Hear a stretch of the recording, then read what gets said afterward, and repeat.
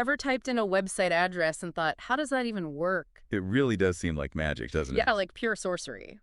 But today on our deep dive, we're taking a closer look at the system that makes it all possible, DNS, or the domain name system. And joining me today is back, by popular demand, our DNS guru. Happy to be back. So no magic wands needed for this deep dive, just our trusty Men and Mice training manual and some insights from a few YouTube videos we found. Sounds like the recipe for internet enlightenment. That's the plan. Yeah. So from what I understand, DNS is like a giant phone book for the internet, right? Instead of looking up someone's name to find their phone number, we're looking up a website's name to find its IP address. You got it. It's a simple concept on the surface, but like any good magic trick, there's a lot happening behind the scenes to make it all work. And speaking of behind the scenes, our sources mention something called a hosts.txt file, which I gather was how things were done before DNS came along. Yes, hosts TXT. It's a bit like taking a trip back to the internet's Wild West days. The Wild West, huh? So I'm guessing things weren't quite as user-friendly back then. Let's just say it involved a lot more memorization. Back then, if you wanted to visit, say, Google, you'd actually need to know their IP address. You mean instead of just typing in google.com, I'd have to remember a string of numbers? Exactly. No way. That's insane. It was chaos.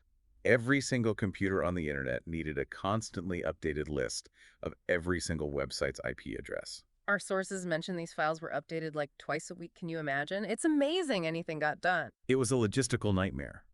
And as the internet grew, it quickly became obvious that this system simply wasn't scalable. Enter DNS, our knight in shining armor, here to save the day. So DNS was the internet's knight in shining armor. I like it. But what exactly made it so much better than this whole hosts TXT thing? It all comes down to elegant organization. Instead of one massive file that had to be copied to every computer, DNS uses a hierarchical distributed system. It's like a global game of telephone. Okay, that's an interesting way to put it. A global game of telephone. But instead of whispers getting distorted with each retelling, the information being passed along is incredibly accurate and reliable. Okay, now I'm really intrigued. Our training manual mentions root servers, delegation. It's a lot to wrap my head around. Can you walk us through how this whole system actually works? Absolutely. So at the very top of this hierarchy, you have the root servers. There are 13 of these scattered across the globe, and they're like the wise sages of the DNS world. They don't hold every single website address themselves, but they know who does. So they're like the librarians who point you to the right section in a library. Exactly. Let's say you want to visit thedeepdive.show, just hypothetically speaking, of course. Of course. You type that into your browser, and your computer sends a request out to a DNS resolver. Which is usually handled by my internet service provider, or ISP, right? Right, and that resolver is like your eager assistant, ready to track down that information for you.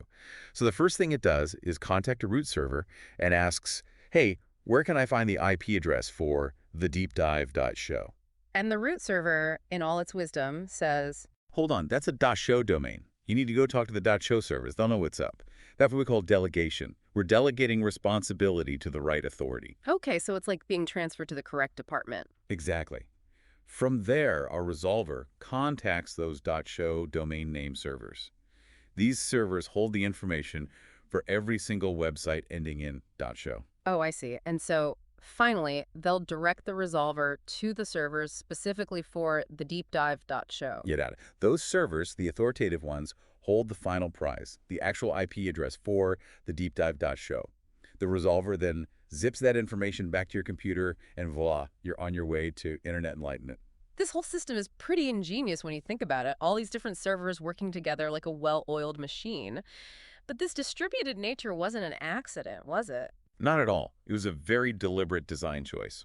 So it sounds like this distributed design is what makes DNS so incredibly resilient. Exactly. There's no single point of failure. If one server goes down, there are others ready to step in and keep things running smoothly. It's one of the reasons why the internet is as reliable as it is today. That's incredible. But with all this back and forth, all this going from one server to another, doesn't it take forever to actually load a web page? I mean, I'm not noticing a delay, but... That's an excellent point, and it brings us to one of the most ingenious parts of the whole system, caching. You see that DNS resolver we talked about? It's not just a one-time errand boy. It actually keeps a little notebook, so to speak, of recently resolved domain names. Like a cheat sheet for the internet. Exactly. The next time someone asks for the deepdive.show, The resolver can just check its notes and say, oh yeah, I remember this one. The IP address is, and boom, instant access. So DNS is all about speed and efficiency. I'm starting to see why it's such a big deal. And it gets even better. Oh, there's more. Yep. Just like your phone probably remembers wrong numbers you've dialed so you don't try them again, DNS has a system for remembering what's not there. Okay, hold on. Now this I gotta hear. DNS remembers wrong numbers. Well, technically, it's called negative caching. Negative caching. Okay. Sounds kind of ominous, doesn't it? Like DNS is holding a grudge against certain websites. No. Think of it this way. Let's say you're trying to visit a website, but it's temporarily down. Happens all the time. Right. So instead of bombarding the system with requests for a website that's not responding, negative caching steps in and says, hey, I already tried this one. It's a dead end. Let's not waste time and resources going down that road again. So it's actually a good thing, like putting up a road closed sign on the information superhighway. Exactly. It makes the entire system faster and more efficient for everyone. That's pretty cool. So all this talk about root servers, resolvers, caching, it sounds like it's happening at some high level. How do we, as mere mortals, actually interact with this DNS system? Besides, typing in website addresses. Well, one way is with a command line tool called dig. Dig. I'll be honest, that sounds a little intimidating. Like something a hacker would use. Don't let the name scare you. Dig is simply a powerful way to have a direct line to the DNS system. It's like having a backstage pass to see how the magic happens. Okay, that sounds more my speed. So what can we actually do with this dig command? Well, the most basic use is looking up those IP addresses we were talking about.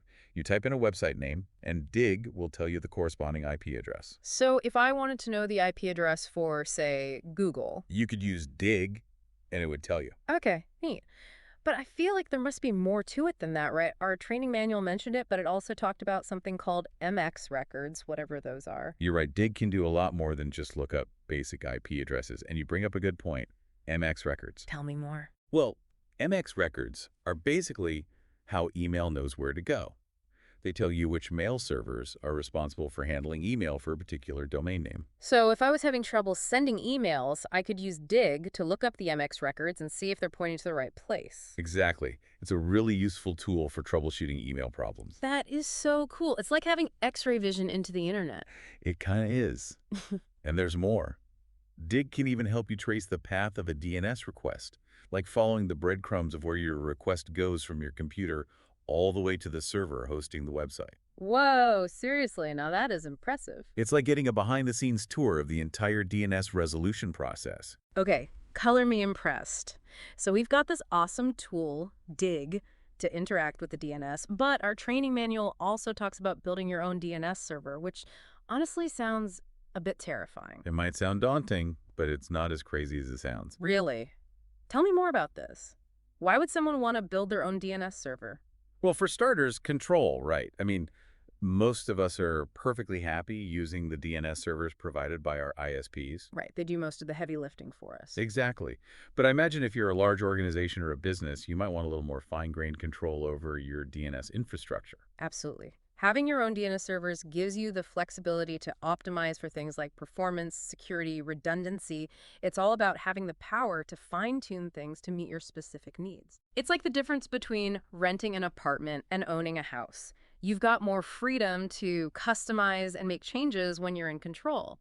So if I were to go down this rabbit hole of setting up my own DNS server, where would I even begin? What are the essential ingredients? Well, at the heart of every DNS setup is the zone file. Okay, the zone. Think of it as the rule book for a particular domain. So if I wanted to set up the deepdive.show, hypothetically, of course, Yeah. I'd need to create a zone file for it. Exactly. And within that zone file, you define all the DNS records for your domain. Records, right? Those A records, MX records, they all live in the zone file. Precisely. It's like the central repository for all the information about your domain. Okay, so I've got my zone file. I've populated it with all the necessary records. What's next? Well, there's one more important piece of the puzzle. The SOA record SOA. stands for Start of Authority. Ah, okay. Sounds important. It is. The SOA record sits at the top of your zone file.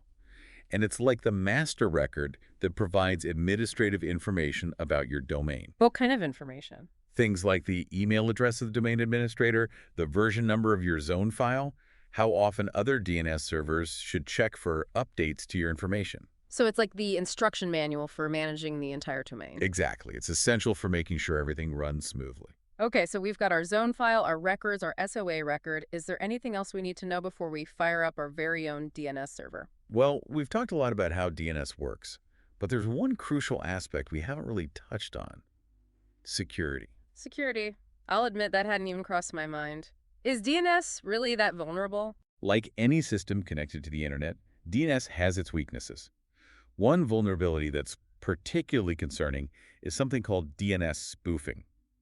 Some people call if cache poisoning, and it's a pretty sneaky trick. Okay, cache poisoning. That definitely sounds ominous. Lay it on me. What is it?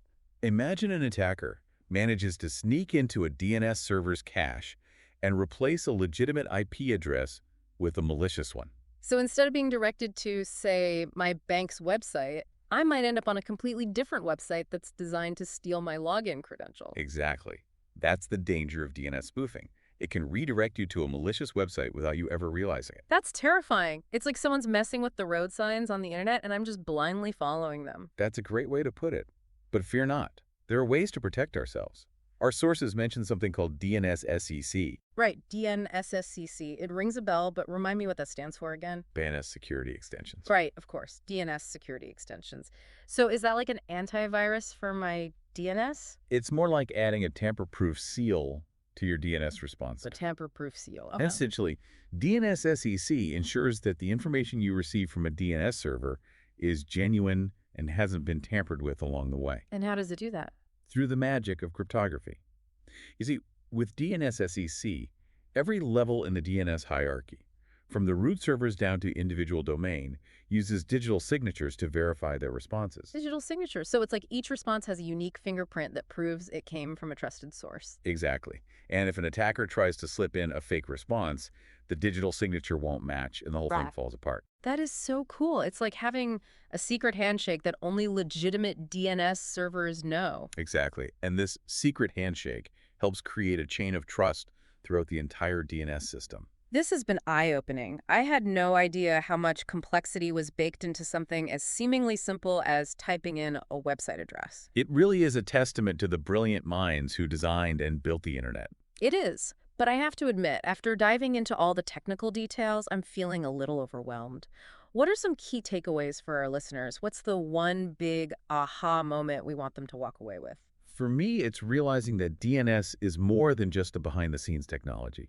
It's the foundation upon which the internet is built. The foundation. I like that. And understanding how it works, even at a basic level, can make you a more informed and empowered internet user. Absolutely. It's like knowing how to change a tire. You might not need to do it every day, but it's incredibly empowering to know you can if you need to. Precisely. Yeah. And the more we understand about how the internet works, the better equipped we are to navigate it safely and securely. Well said. And on that note, I want to thank you for joining us on this deep dive into the world of DNS. It's been my pleasure. Always happy to talk DNS. And to our listeners, a